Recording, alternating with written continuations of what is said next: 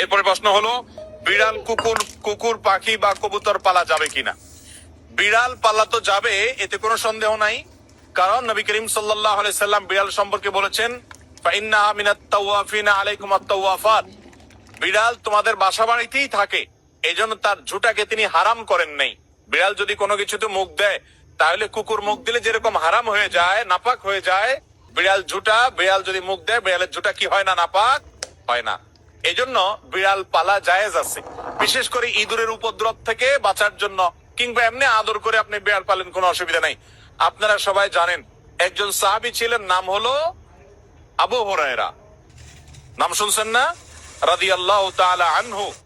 ওনার নাম কিন্তু আসলে আবু হুরায়রা ছিল না, ওনার নাম ছিল, প্রসিদ্ধ মত অনুযায়ী, আব্দুর রহমান। আরো অনেকগুলো মত আছে ওনার নাম নিয়ে, কিন্তু ওনার নাম পরে আবু হুরায়রা উঠে গেছে। কিভাবে? ওনার একটা বিড়াল ছিল, জামার হাতার ভিতরে এই বিড়াল ভরে অনেক সময় মসজিদে নিয়ে আসতেন। তো একবার নবী করিম সাল্লাল্লাহু আলাইহি ওয়াসাল্লাম তার ওই বিড়াল দেখে, তার সবসময় তার সাথে সাথে বিড়ালটা থাকে, এটা দেখে তাকে বললেন, ও বিড়ালের বাপ। আবু হুরায়রা মানে বিড়ালের বাপ। এরপর থেকে ওনার নাম হয়ে গেছে কি? বিড়ালের বাপ। আসলে কি তিনি বিড়ালের বাপ ছিলেন? এটা কথার কথা হয়ে গেছে, রাসূল আকরাম সাল্লাল্লাহু আলাইহি ওয়াসাল্লাম মজা করে বলেছিলেন। তো তারপর থেকে ওই নামে তিনি পরিচিত হয়ে গেছেন। তাহলে তিনি যেহেতু বিড়াল পালতেন, নবী সাল্লাল্লাহু আলাইহি ওয়াসাল্লাম দেখেও বরং রসিকতা করেছেন, কোনো নিষেধ করেন না। তাহলে বোঝা গেল আমাদের বাসা বাড়িতে বিড়াল পালা কোনো অসুবিধা নাই।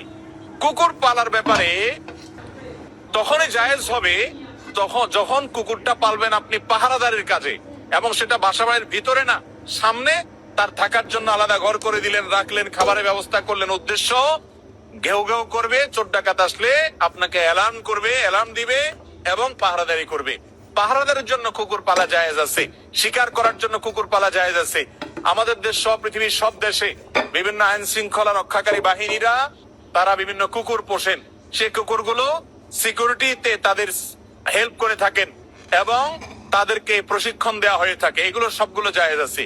কিন্তু বাসা বাড়িতে কুকুর পোষা, এটা ইসলামী শরিয়ার দৃষ্টিকোণ থেকে শখের বশে কুকুর পোষা, এটা জায়েজ নয়। আমাদের একটা বড় সমস্যা হলো, পশ্চিমাদেরকে কোনো কাজ করতে দেখলে আমাদের সমাজের কিছু মানুষ মনে করে, ওই কাজটা করলে বোধহয় আমি একটু ভদ্র হইতে পারবো, একটু স্মার্ট হইতে